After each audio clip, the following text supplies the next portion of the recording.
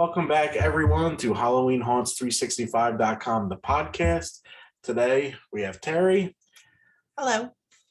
This is episode number 4. We have no special guests this time. We have a ton lined up, but during haunt season, it's hard to get them going. We will have them.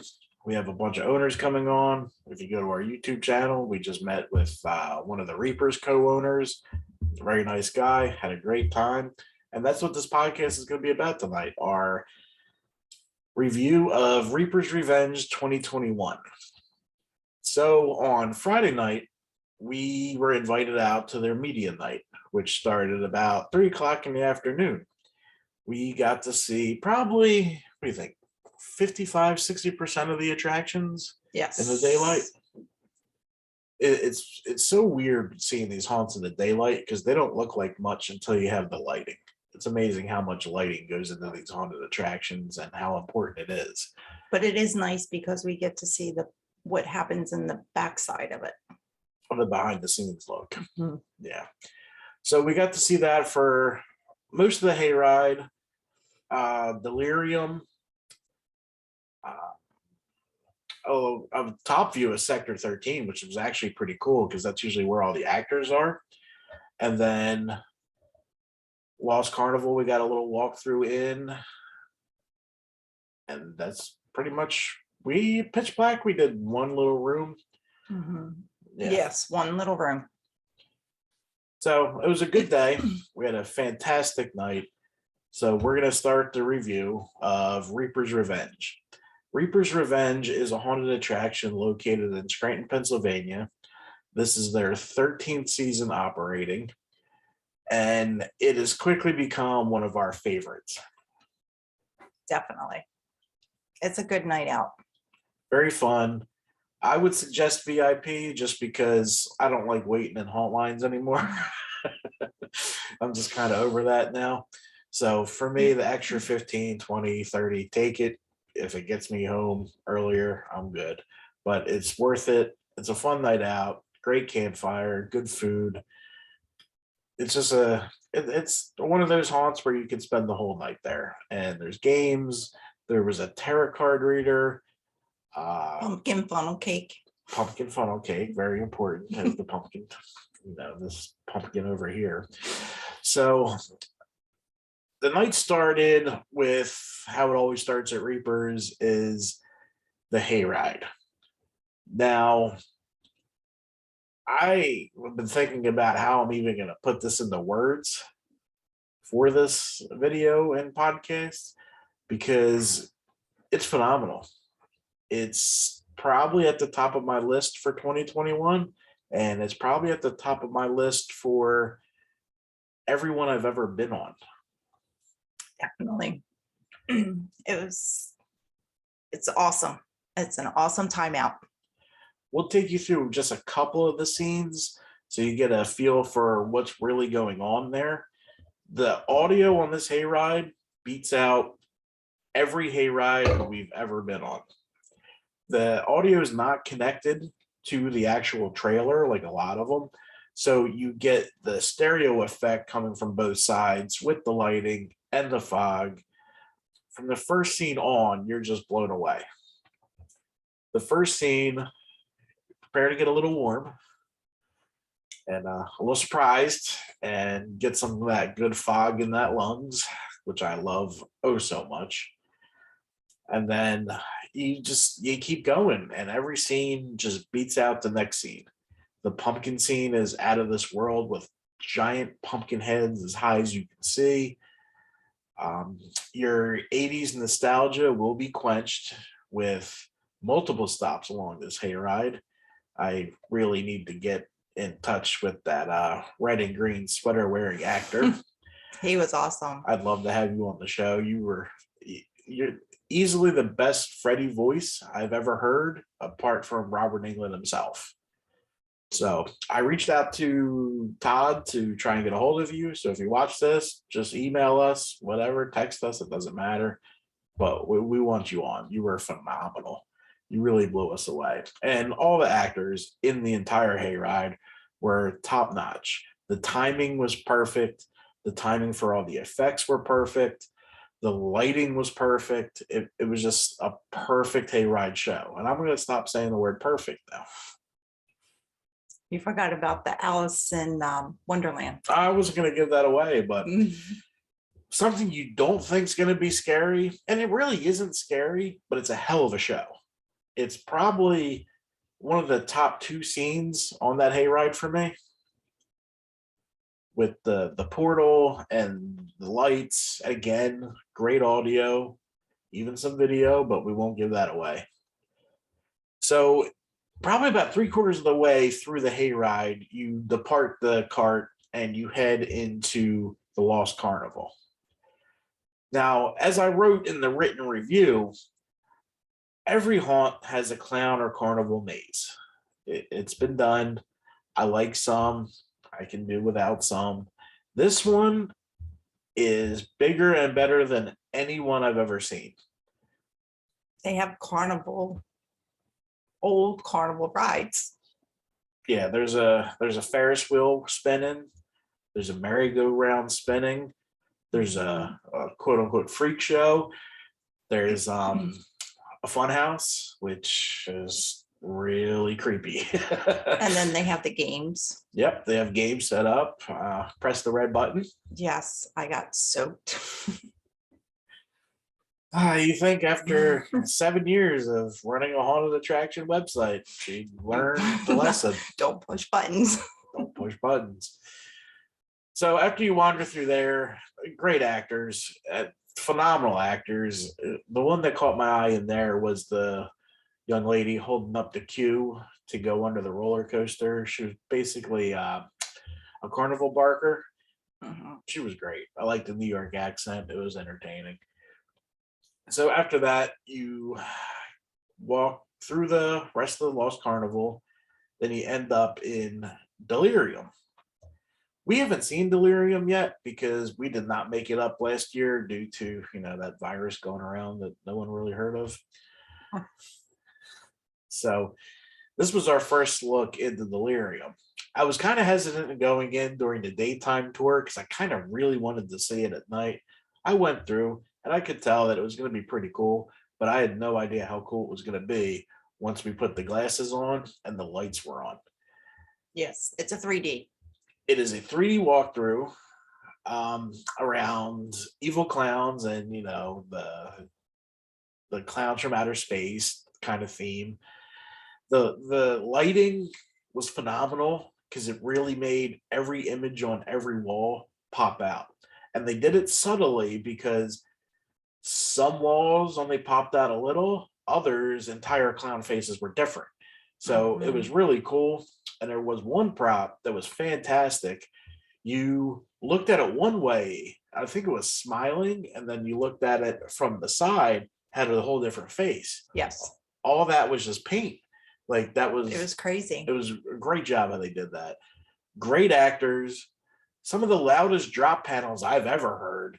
And they were actually getting her and other guests that were in the media cart, even with the lights on. We heard screaming with the lights on. It was hilarious. But they are some of the heaviest, loudest drop panels I've ever seen. So it really added to it. The costumes in there were out of control. Like, did you see that little clown, the young lady in the blue wings? Yes. That costume was cool. I did see It her. was something different. She was great. They have it set up so an actor could hit multiple spots, which I always love because you never know which side the fright's coming from, where the rookie's going to jump out of their shoes 3 different times, but they might get the veteran one time. Every actor felt like they have 4 points of a scare, which was great because there was plenty of distractions in that haunted attraction. Yes. So after Delirium, you hop back on the hayride for another couple scenes, including the final scene, which is very loud, very intense, and a lot of fun. That actor did a great job, looked very intimidating, and it was just all out. The hayride was 5 stars for me. It was 5 stars for me too. 5 stars. Or I should say blood splats, because that's what we use on the website. Yeah, blood spot. Yeah. 5. 5, without a doubt. Now that we finished up the hayride, the actors 5, I'd give them a 6 if I had one. The scenes, a 6 if I could. I mean, this is the best hayride I think I've ever been on. And you can tell as soon as you walk in there that it's very family oriented. You mean like the team? The team. Yeah. Yeah. Yeah, the team you could tell really like to be together. You can watch them interact behind the scenes, everyone having a good time. I mean, I'm sure they fight since it is stressful come September 15th and you open in 2 weeks, but we you got to meet a lot of them. It was a great time talking to all of them. For Lost Carnival, I'm also going 5 blood splats because I loved every scene in there. Every scene was, you were like walking through, it felt like a Batman movie with like the Joker headquarters. That's how I would Oh, always okay. picture like a Joker headquarters. It was really cool. I can see that. And what would you give? A five. Five blood splats. 5 blood splats.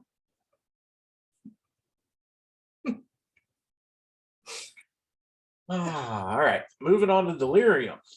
Delirium, you could still tell it's a little young, and if it's definitely in its infancy, and the minds at Reapers hasn't fully grasped it to make their own, but it's coming, and it was still incredible. I'm going 5 blood splats across the board, especially scenes and props, because once the lights and 3D glasses hit, those stupid, you would think, why did they hang rubber balls? But then you throw the glasses on, like, wow, the rubber balls match the wall, and now I get it. Cool. But yeah, those guys are wizards. They really are. The job they pull off in there is incredible. So after Delirium, yeah, and after the hayride, you're dropped off onto Terry's favorite attraction, Pitch Black. Hmm. Pitch Black will shake even the biggest haunt fans. I never enjoyed blackout mazes because it was always sort of a cop out to me. It was a room they didn't have to decorate. Pitch Black, it's decorated. You just can't see it, but you can feel it. You get hit in the face with stuff. The walls are all different, have all different textures for when you're feeling around. Some have the little plastic spikes, so it feels like you're walking through a gambit. Um, it was incredible. The noise, the audio, and Pitch Well, Black. first, don't forget that if you're wearing a hat, you have to take it off. Yes. If you're wearing glasses, you have to take them off. Yes. And there's a reason for that. Yes. Just take it off. You don't need it. You don't need your glasses. You're not going to see anything anyway. And the hat will be probably missing if you leave it on or try to put it on after. Just take everything off. Well, listen to them. They know what they're talking about. It was a sound so loud that in the main entrance, the sound was so loud you could feel like weird things happening inside your head. It would just keep going and going and going until you cleared that part, but it really disorients you. It really messes you up. And this is probably the scariest attraction I've ever been in. My ears were still ringing the next day. Yeah, the ears were ringing. It's so weird how they do that sound. It's one of the coolest sounds. It's scary and horrifying, and Pitch Black is by far the best blackout maze I've ever been in, and I've been in quite a few because a lot of them have it. This one shakes you to the core. It's scary as hell, and I'm giving it 5 blood splats. I would agree. Scary as hell. 5 blood splats. It's Terry's favorite attraction there. Then after Pitch Black, we headed over to Sector 13. Yes. Sector 13 is basically your wasteland haunt where a virus broke out or a zombie apocalypse broke out and you found a base in the middle of nowhere. So they pull you in, they treat you like you're infected, you get sterilized. Hold on. Yes. You definitely get sterilized. Awesome. And And then And then they take you into a room. And did you see the two girls that got taken? yes, and they They were put threw on 'em that in- little flatbed. Like a morgue thing. And one went into a cooler, it Yeah. looked like. Yeah, definitely. So it's basically your junkyard haunt.